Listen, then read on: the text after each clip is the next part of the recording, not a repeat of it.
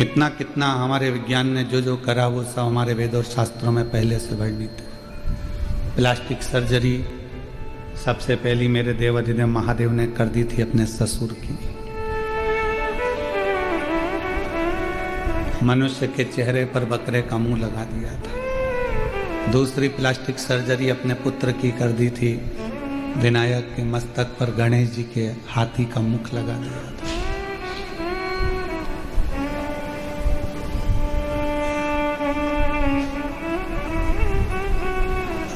मार्कंडे बाबा की उम्र बढ़ा दी थी महामृत्युंजय भगवान।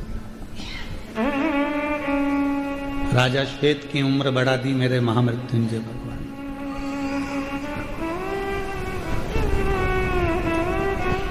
आज विज्ञान को देखकर बड़ी प्रसन्नता होती है, साइंस को देखकर बड़ी प्रसन्नता होती है, देश की उन्नति को देखकर बड़ी प्रसन्नता होती है, पर उससे ज्यादा प्रसन्नता होती है अपने सनातन धर्म को देखकर कि उसके वेद, उसके शास्त्र, दुख कहे जो शास्त्रों में लिखा हुआ है, जो वेदों में लिखा हुआ है, वो आज का व्यक्ति रिसर्च कर कर सामने प्रकट कर रहा है। जैसे एक रुद्राक्ष में ऐसा कितना बल है, महामृत्युंजय मंत्र में कितना बल है। दिल्ली के एक हॉस्पिटल में मरीजों पर शोध चला, आप उसको नेट पर सर्च करिएगा, गूगल पर निकालिएगा कि दिल्ली के एक सबसे बड़े हॉस्पिटल में मरीजों पर सर्च चला। एक मरीज के लिए महामृत्युंजय मंत्र का अनुष्ठान बिठाया गया और दूसरे मरीज का इलाज चालू था। वो बीमारी जो इसको थी, वो बीमारी उसको थी। तो पता चला जिसका इलाज चल रहा था वो तो अभी भी पलंग पर रहा, पर जिसका महामृत्युंजय का अनुष्ठान चल रहा था और इलाज चल रहा था उसको आराम मिलना प्रारंभ हुआ। महामृत्युंजय मंत्र में इतना बल है। रुद्राक्ष पर काशी में रिसर्च चला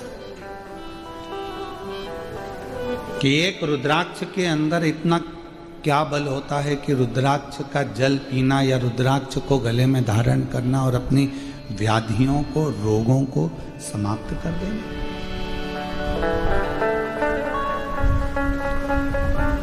उस पर भी रिसर्च चला और आखिरी में निकला कि रुद्राक्ष में एक ऐसा, वो फल के अंदर, रुद्राक्ष के फल में एक ऐसा तत्व है जिसको मनुष्य अपने शरीर पर धारण करता है तो उसके शरीर के जितने रोग हैं वो धीरे धीरे संयमित होकर कंट्रोल में आकर फिर धीरे से समाप्त हो जाते हैं।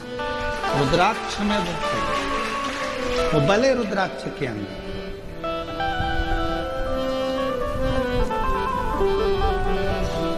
अभी आशीष जी कह रहे थे अपने व्याख्यान में कि गुरु जी ने ये करा है कि सबके गले में, सनातनियों के गले में रुद्राक्ष रहे। हमारा एक लक्ष्य है, सर्वे भवन्तु सुखिना। कैंसर जैसा रोग इतना बढ़ रहा है, पहले तो इक्का दुक्का कहीं पूरे प्रदेश में 1 या 2 मिलते थे। प्रदेश में, जिले में कहीं एक आध मिल गया तो मिल गया, फिर धीरे धीरे तो इतना बढ़ गया कैंसर जैसा रोग कि जैसे बुखार आ गया। हर 8, 15, 20 घर छोड़कर हर एक गली के अंतर्गत मोहल्ले में कोई ना कोई को सुनने को मिल जाता है कि उनके रिश्तेदार को ये बीमारी हो गई। कौन ने सुनी थी किडनी और लीवर की बीमारियां?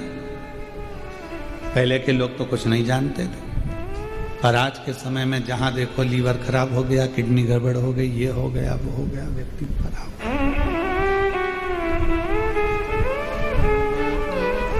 इन बीमारियों से सब ग्रसित है।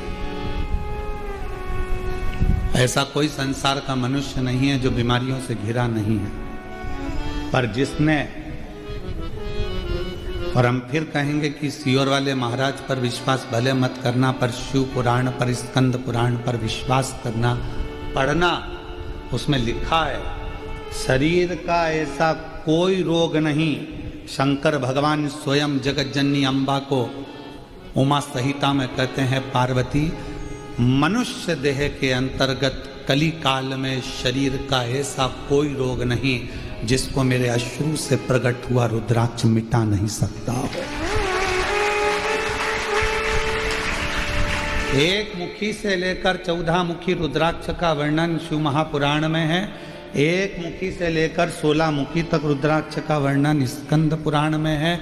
ऐसा कोई रोग नहीं है जिसका निवारण रुद्राक्ष नहीं करता हो। ये शिव कह रहे हैं, सियोर वाला महाराज नहीं।